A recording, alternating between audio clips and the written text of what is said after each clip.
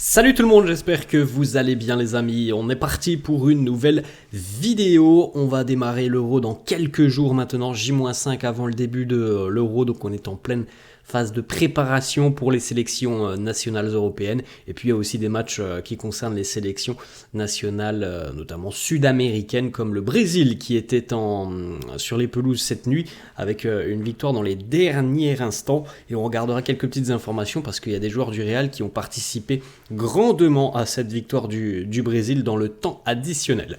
On regarde les amis les deux-unes des quotidiens madrilènes. Marca qui consacre sa une à l'Espagne qui a affronté hier l'Irlande du Nord et l'Espagne a passé une nouvelle manita 2 jours ou 3 jours après avoir affronté Andorre et en avoir passé 5 aux Andorrans. Cette fois-ci c'est 5 à l'Irlande du Nord, une victoire 5-1 pour l'Aurora. Lanzados à la Euro, lancé vers l'Euro, 10 buts en 2 matchs.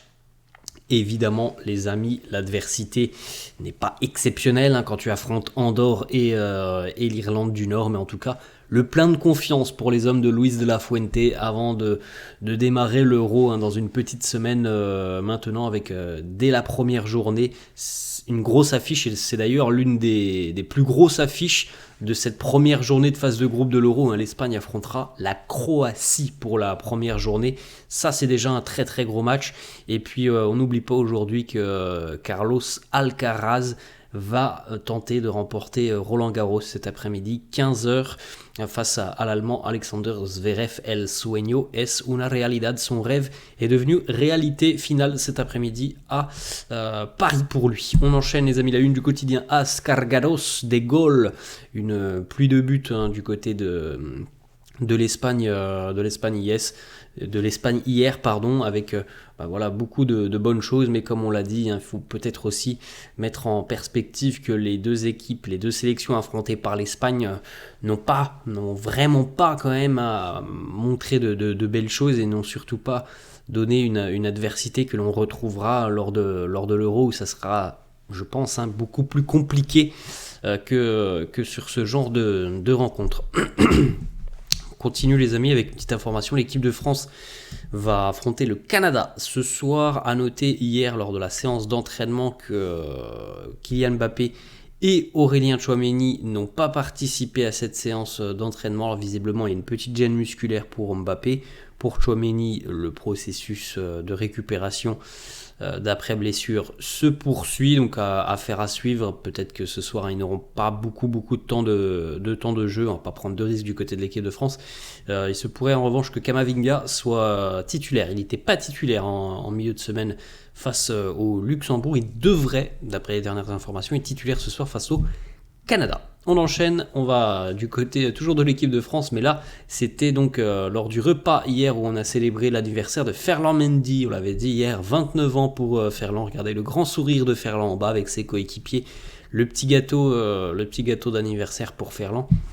Une bien belle soirée du côté de l'équipe de France. Les petites photos aussi pour Arda Güler et Jerry de la collection Nike avec sa sélection nationale turque. Arda qui prépare lui aussi sa première grande compétition internationale après une première partie de saison qui a été difficile avec le Real, étant donné notamment qu'il y a eu beaucoup de pépins physiques qui l'ont empêché de démarrer, tout simplement parce qu'on attendait ses premières minutes avec impatience. Et puis la seconde partie de saison où on a vu l'étendue de son talent, il nous l'a montré. C'est un joueur sur lequel le Real comptera à l'avenir et on va pouvoir profiter de lui aussi cet été avec la Turquie. On continue les amis avec donc l'Espagne face à l'Irlande du Nord. Hier il y avait des merengues sur les terrains. Nacho a joué 53 minutes dans cette rencontre, il a délivré une passe décisive, il y a eu un dégagement, une interception, il n'a pas été dribblé, 9 sur 10 en ce qui concerne les longs ballons, 2 sur 2 pour les duels gagnés du côté de Nacho. L'Espagne donc s'impose 5-1, Nacho 53 minutes et une passe D, Carvajal a joué une mi-temps, Rosselló a joué 18 minutes. Du côté de Londres, la semaine dernière, vous vous en souvenez peut-être les amis, le nouvel entraîneur de Fenerbahçe était présent évidemment à Londres la semaine dernière pour la finale de la Ligue des Champions. Regardez le petit sourire de José Mourinho lorsqu'il a entendu beaucoup de supporters du Real scander son nom. Évidemment que José reste un grand entraîneur dans l'histoire du Real, qui a écrit aussi l'une des plus belles pages du Real lorsqu'il est passé avec une saison qui avait été démentielle en termes de statistiques. On continue, on revient sur les matchs internationaux ou amicaux, préparatoires. La Croatie hier affrontait le Portugal. Victoire pour les Croates sur le score de 2-1. Le prochain match donc de Modric sera à l'Euro lors de la première journée, comme on l'a dit tout à l'heure, face à l'Espagne. Ça, c'est une rencontre et qu'il ne faudra absolument pas rater. Ça nous promet toujours de belles affiches, toujours très serrées. Les Croatie-Espagne, on en a déjà vu lors des mondiaux. Il y en avait eu aussi il y a quelques années à l'Euro. C'est toujours des matchs très très très serrés entre la Croatie et l'Espagne. Cristiano et Lucas hier qui se sont retrouvés, la belle accolade entre les deux anciens madrilènes, vraiment de belles photos, très très heureux de se retrouver, les deux anciens joueurs du Real. À noter que Lucas hier a marqué pour la Croatie, il a joué 55 minutes, il a marqué sur penalty, c'est la belle petite histoire aussi pour Lucas, qui avait réalisé ses débuts il y a maintenant 16 ans, jour pour jour, à l'Euro avec la Croatie, et qui avait marqué sur penalty hier. Donc 16 ans plus tard, il a marqué sur penalty exactement le même jour que 16 ans auparavant. Donc la petite histoire pour Lucas. Et ces deux pénaltys inscrits le même jour en l'espace de 16 ans pour ses débuts, et hier pour son dernier match à l'heure actuelle avec la sélection avant le prochain. On continue les amis, on va du côté de l'Amérique du Sud. Il y avait un bel affrontement entre le Mexique et le Brésil, où on a beaucoup de merengue du côté du Brésil, et notamment Eder Militão qui a joué l'intégralité de cette rencontre, 90 minutes. Endrick a joué 29 minutes et il a marqué. Vinicius a joué 16 minutes et a tout de même réussi à délivrer une passe décisive malgré ces 16 minutes. Rodrigo, lui, n'a pas participé à cette rencontre. À noter, les amis, donc la petite photo, Eder Militão de retour avec la sélection, titulaire. La fin de saison avec le Real a été un peu compliquée pour Militão, parce que cette blessure l'a quand même handicapé tout au long de la saison, et évidemment que retrouver le rythme, c'est compliqué, surtout quand tu arrives dans une équipe comme le Real qui est très en forme, qui était une machine de guerre. Militão, il a jamais pu trouver tout simplement ça.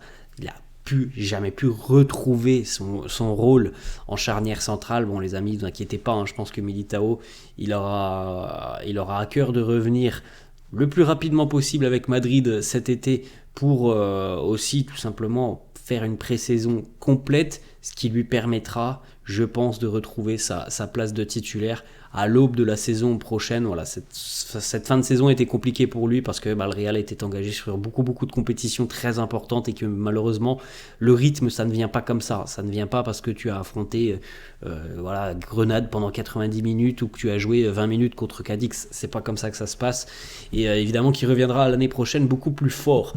La petite célébration d'Endrick, les amis. Et ce qui est assez fou, comme on l'a dit, c'est que Endrick, déjà hier, il a marqué à la 96e minute, alors qu'il y avait 2 partout entre le Mexique et le Brésil.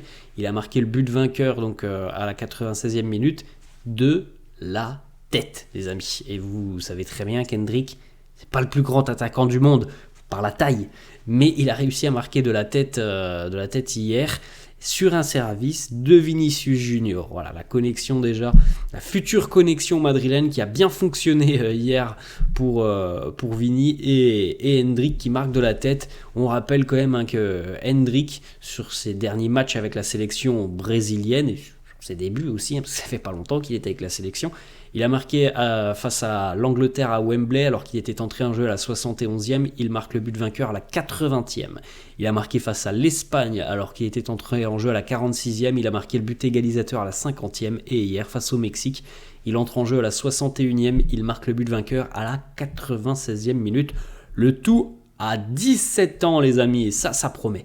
Petit déclat de Endrick justement sur sa taille et le fait qu'il marque un but hier de la tête. Il nous dit: Les gens disent que je suis trop petit pour être un numéro 9. Selon moi, ce n'est pas une question de taille, c'est une question de positionnement. En tout cas, hier, il a eu le bon positionnement, il avait le bon timing sur ce centre de Vinicius.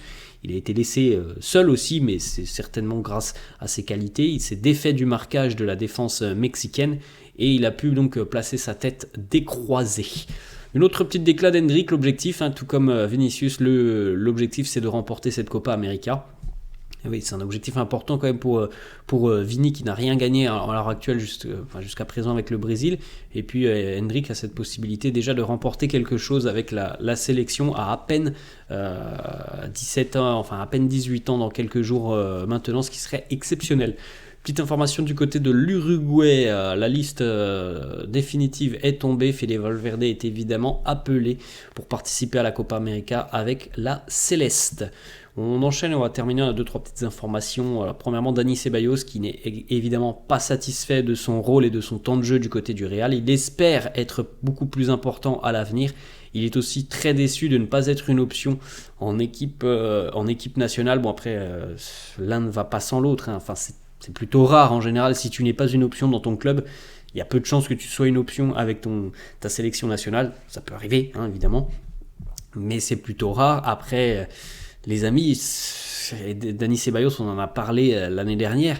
Il a très bien réfléchi, je ne sais pas, justement, parce que l'année dernière, on lui a posé l'opportunité, on lui a donné cette opportunité de prolonger. Il savait pertinemment qu'il n'allait pas forcément avoir énormément de temps de jeu. Alors, il y a aussi l'explication que cette année, il y a eu beaucoup de pépins physiques pour Dani Ceballos, mais il savait pertinemment que son temps de jeu avait peu de chances d'augmenter. Mais c'est ce qui s'est passé cette saison, avec en plus de ça les blessures, il a eu très très peu de temps de jeu, donc voilà, il y avait cette possibilité l'année dernière de quitter le club, d'aller certainement trouver du temps de jeu ailleurs. Il a souhaité continuer au Real, c'était peut-être pas la meilleure des solutions pour lui. On continue avec une petite déclaration de Zinedine Zidane. Le plus beau stade, le Bernabéu. Voilà, il n'y a pas de débat là-dessus pour Zizou. On va terminer les amis. 2 petites informations. Florentino Pérez qui est visiblement très surpris, qui est choqué même par le fait que les statistiques de Mbappé sont meilleures que celles de Cristiano lorsque les deux sont arrivés au Real. Donc avant d'arriver à Madrid, les stats de Mbappé sont meilleures que celles de Cristiano. Alors après les amis, vous savez, les stats de Mbappé sont même meilleures que celles de Léo Messi. C'est une immense star qui arrive du côté de Madrid. Et évidemment que l'arrivée de Cristiano à Madrid, c'était quelque chose de fou, mais les stats de Mbappé sont vraiment meilleures que celles de Cristiano. Vous avez les stats donc à 25 ans. Kylian, c'est 368 matchs, 288 buts, 126 passes décisives à 24 ans. Donc évidemment, on fait le comparatif, les amis, avant qu'ils arrivent au Real, à 24 ans. Cristiano, donc avant de débuter sa carrière du côté du Real, c'était 323 matchs, 123 buts et 65 passes décisives. Voilà les amis, la fin de cette vidéo. J'espère que ça vous a plu. N'hésitez pas comme d'hab à lâcher un petit pouce bleu. N'hésitez pas non plus à vous abonner à la chaîne. Je vous laisse et je vous dis à la prochaine. Ciao.